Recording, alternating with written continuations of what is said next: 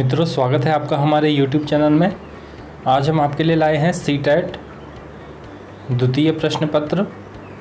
इसमें हम बात करेंगे भाषा प्रथम हिंदी के ऊपर, और इस पेपर के जो आंसर हैं वो सीटेट के ऑफिशियल आंसर की के अनुसार ही हम आपको बताएंगे। यह पेपर दिसंबर 2019 का द्वितीय प्रश्न पत्र है। यहाँ पे सबसे पहले गद्यांश दिखाई दे रहा है। आप इस गद्यांश को वीडियो को पॉज करके ज़रूर पढ़िए और प्रश्नों के उत्तर भी देने की कोशिश करें।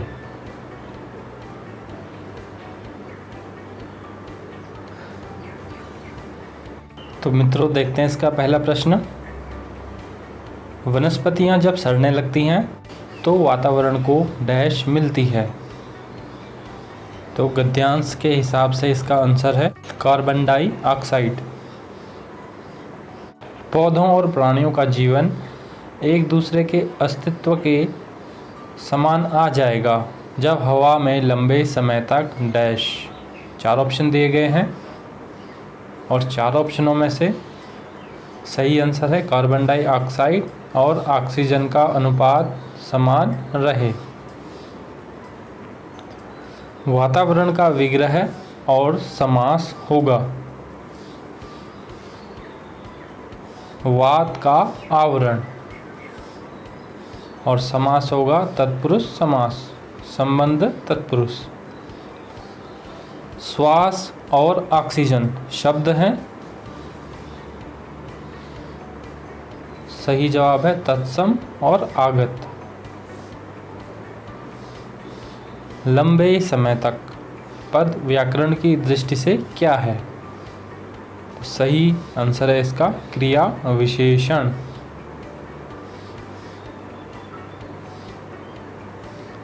गद्यांश का मुख्य विषय है। 4 ऑप्शनों में से सही जवाब है पहला ऑप्शन ऑक्सीजन और कार्बन डाइऑक्साइड का संतुलन। विनिमय का अर्थ है लेना देना। हम सांस के साथ ऑक्सीजन लेते हैं और कार्बन डाइऑक्साइड को छोड़ते हैं। ऑक्सीजन ग्रहण करने में अधिकांश जीवधारियों का स्वभाव मानव की तरह है। अब यहाँ पे काव्यांश है।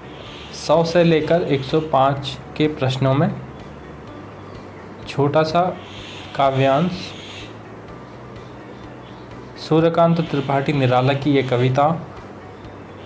आप देखिए इस काव्यांश को, वीडियो को पॉज करिए, प्रश्नों के उत्तर भी देने की कोशिश करें।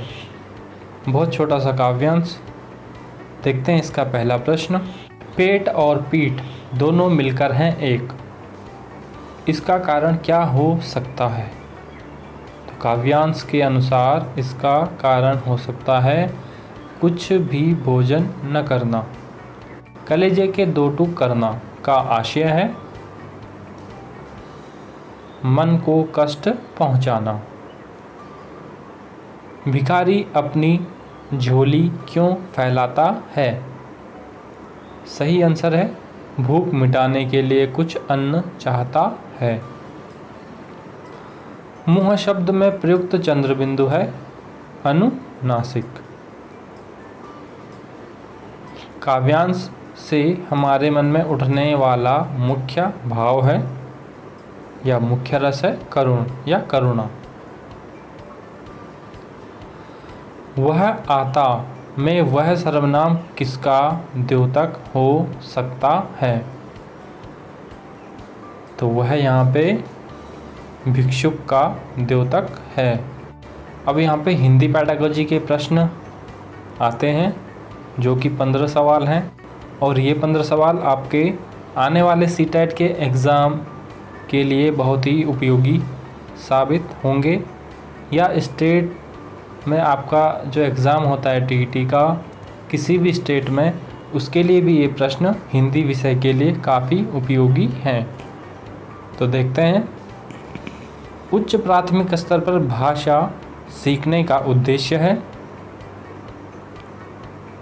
चारों ऑप्शन आप देखिए और कोशिश करें सही आंसर देने की। तो सही आंसर है इसका भाषा की बारीकी और सौंदर्य बोध को सही रूप में समझना। अगला प्रश्न, ज्ञान से संबंधित अन्य विषयों की समझ का विकास तथा उससे आनंद उठाने की क्षमता का विकास उच्च प्राथमिक स्तर पर भाषा सीखने का एक महत्वपूर्ण उद्देश्य है। यानी ऑप्शन दूसरा इसका सही है। पढ़ने का अर्थ है, सही जवाब है इसका पढ़कर समझना।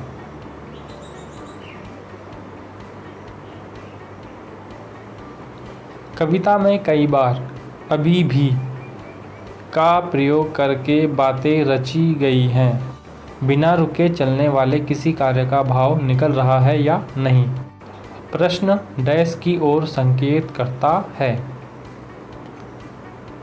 यह प्रश्न संकेत करता है भाषा संरचना। उच्च प्राथमिक स्तर पर भाषा सीखने में पाठ्य पुस्तक के अतिरिक्त कौन सी संसाधन सामग्री सर्वाधिक महत्वपूर्ण है। सही आंसर है इसका चार ऑप्शनों में से आयु अनुरूप साहित्य। गणित, विज्ञान आदि विषयों की कक्षाओं में भी बच्चे भाषा सीखते हैं। यह विचार पूर्णतः सत्य है। उच्च प्राथमिक स्तर पर पाठ्य पुस्तकों में हिंदीतर भाषाओं को ही जगह मिलनी चाहिए ताकि बच्चे भाषा की विभिन्न रंगतों से परिचित हो सकें, हिंदीतर भाषी साहित्यकारों से परिचित हो सकें, सामाजिक संस्कृति से परिचित हो सकें। ये सभी तो आंसर है उपरोक्त सभी। बच्चे भाषा तब बेहतर तरीके से सीखते हैं जब भाषा का समृद्ध परिवेश हो, जब उन्हें भाषा सीखने के अनेक संसाधन मुहैया कराए जाए। अतः दूसरा ऑप्शन बिल्कुल सही है। और ये प्रश्न सीटेट में कई बार पूछा जा चुका है। उच्च प्राथमिक स्तर पर भाषा आकलन की दृष्टि से सर्वाधिक महत्वपूर्ण है। सही आंसर है इसका अवलोकन। आपको फिर से बता दूं, ये आंसर की सीटेट के ऑफिशियल आंसर की के अनुसार हम आपको बता रहे हैं, तो इन प्रश्नों को आप ज़रूर समझें। यही प्रश्न घुमा फिरा करके सीटेट के किसी भी एग्ज़ाम में पूछे जा सकते हैं। अगला प्रश्न है, द्वितीय भाषा की पाठ्यचर्या का एक लक्ष्य है प्राकृतिक भाषा ज्ञान में अर्जित दक्षता के अनुरूप डैश दक्षता प्राप्त करना। सही आंसर है इसका बुनियादी। भाषा के विभिन्न कौशलों को डैश रूप में पढ़ाने की अनुशंसा की जाती है। सही आंसर है इसका एकीकृत। भाषा के विभिन्न कौशलों को एकीकृत रूप में पढ़ाने की अनुशंसा की जाती है। और भाषा के कौशल हैं लिखना, पढ़ना, सुनना, बोलना। व्याकरण शिक्षण की कौन सी विधि अपेक्षाकृत प्रभावी है। सही आंसर है इसका आगमन विधि। ये प्रश्न भी अक्सर प्रत्येक सीटेट में जरूर पूछा जाता है। उच्च प्राथमिक स्तर पर भाषा की पाठ्यपुस्तक में रक्त और हमारा शरीर पाठ शामिल करने का विचार डैश से जुड़ा है। चार ऑप्शनों में से सही आंसर है हिंदी भाषा की विभिन्न रंगतों। त्रिभाषा फॉर्मूला भारत की डैश की चुनौतियों और डैश को संबोधित करने का एक प्रयास है। तो सही आंसर है इसका भाषा स्थिति और अवसरों का। यानी त्रिभाषा फॉर्मूला भारत की भाषा स्थिति की चुनौतियों और अवसरों को संबोधित करने का एक प्रयास है। लिखने की क्षमता का विकास बोलने, सुनने और पढ़ने की क्षमता की संगति में होना चाहिए। यह विचार पूर्णतः सत्य है। तो इस तरह से सीटेट दिसंबर 2019 भाषा प्रथम हिंदी का यह पेपर यहीं समाप्त होता है। आपको हमारा वीडियो कैसा लगा हमें ज़रूर बताइए। हमने सीटेट से संबंधित पुराने प्रश्न पत्र अपने यूट्यूब चैनल में अपलोड कर रखे हैं। आप उन सभी वीडियो को अपने आने वाले एग्ज़ाम की तैयारी के लिए ज़रूर देखें।